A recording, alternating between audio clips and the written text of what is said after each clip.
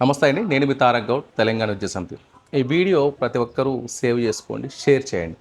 నిన్న నైట్ మాక్ counselling results వచ్చాయి. అంటే మీరు పెట్టుకున్న ప్రాధాన్యత క్రమం బట్టి మీకు వచ్చిన కాలేజ్ బ్రాంచ్ అనేది మీకు తెలిసిపోయింది.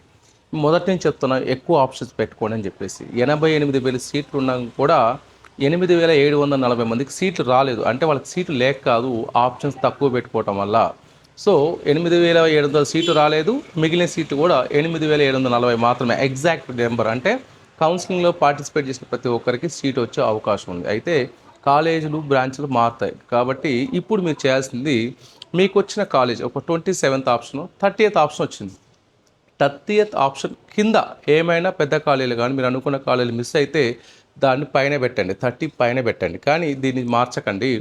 ఒకవేళ మీకు నచ్చిన కాలేజ్ రాలేదు, నచ్చని బ్రాంచ్ వచ్చింది అన్నప్పుడు బ్రాంచ్ చేంజ్ చేసుకోండి. ఈ రోజు నుంచి రేపు ఎల్లుండి 7th వరకు కూడా ఆప్షన్స్ అనేవి మార్చుకోవచ్చు. అన్నెసెసరీ కాలేజీలు అంటే మీకు నచ్చని కాలేజీ, నచ్చని బ్రాంచ్ ఎట్టి పరిస్థితుల్లో ఇప్పుడు పెట్టవద్దు. ఇంకా అయిపోయింది. ఆల్రెడీ ఎర్రర్స్ చేశారు. దాన్ని రెక్టిఫై చేయడానికి గవర్నమెంట్ మీకు మంచి అవకాశాన్ని ఇచ్చింది. ఇలాంటి అవకాశం గతంలో ఎప్పుడు లేదు. మాక్ కౌన్సిలింగ్ అనేది అంటే రిజల్ట్కి ముందే మీ రిజల్ట్ ఇదని చెప్తుంది. మీరు తప్పు చేస్తే రెక్టిఫై చేసుకొని చెప్తుంది కాబట్టి ఇది ఖచ్చితంగా మీరు రెక్టిఫై చేసుకోండి.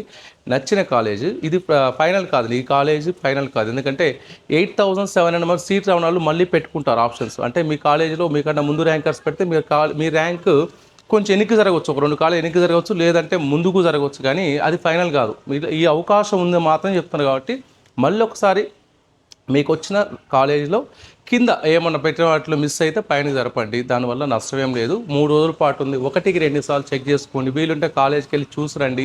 మీకు ట్రాన్స్పోర్ట్ ఉందో లేదా కాలేజీకి ఫోన్ చేసి కనుక్కోండి. హాస్టల్స్ ఉందో లేదా కనుక్కోండి. ఆడపిల్లల తల్లిదండ్రులు ముఖ్యంగా మీరు పెట్టే కాలేజీలు సిటీలో రూరల్ నుంచి వచ్చేవాళ్ళు ఖచ్చితంగా హాస్టల్ ఉందో లేదో చెక్ చేసుకుని 1కి 2 సార్లు ఆప్షన్ పెట్టుకోండి. ఇది మొదటి కౌన్సిలింగ్ కాబట్టి మీరు 3 రోజులు టైం ఉంది, జాగ్రత్తగా ఆప్షన్ పెట్టుకోండి. ఇంకా రెండో విడత కౌన్సిలింగ్ ఉంది. సీట్లు పెరిగే అవకాశం ఉంది. దీంట్లో పార్టిసిపేట్ చేసిన వాళ్ళు ఆల్మోస్ట్ ఒక 7 నుంచి 8,000 మంది పిల్లలు డిఫరెంట్ కాలేజీలో, యూనివర్సిటీలో సీట్లు, ప్రైవేట్ యూనివర్సిటీలో సీట్లు కొన్న వాళ్ళు ఉన్నారు. అవుట్ ఆఫ్ క్యూరియాసిటీ మాత్రం ఆప్షన్స్ పెట్టుకున్నారు. కాబట్టి కౌన్సిలింగ్లో SC, ST, minority, BCA, BCC వాళ్ళకైతే బ్రహ్మాండమైన కాలేజ్ సీట్లు వచ్చాయి. సర్ప్రైజింగ్లీ వాళ్ళు ఎవరు చిన్న చిన్న కాలేజ్ పెట్టుకొని మంచి టాప్ కాలేజ్ పెట్టుకున్నారు. All the best. అందరు ఎవరైతే మంచి కాలేజ్ మంచి ఎక్సర్సైజ్ చేసి చాలామంది ఉన్నారు. 1,00,000 లోపు వాళ్ళకు కూడా టాప్ 30 వచ్చినాయి. కాబట్టి చిన్న చిన్న ప్రలోభాలు లొంగకండి. మీరు ఎక్కడ చదువుకున్న SC, ST, minority, BC, OC, BC బిడ్డలు గవర్నమెంట్ కాలేజ్ చదివితే కూడా 100% కాలేజీ రియంబర్స్మెంట్ వస్తుంది. దాంట్లో ఎటువంటి డౌట్ లేదు. మీరు ₹1 కట్టాల్సిన అవసరం లేదు కాలేజీకి.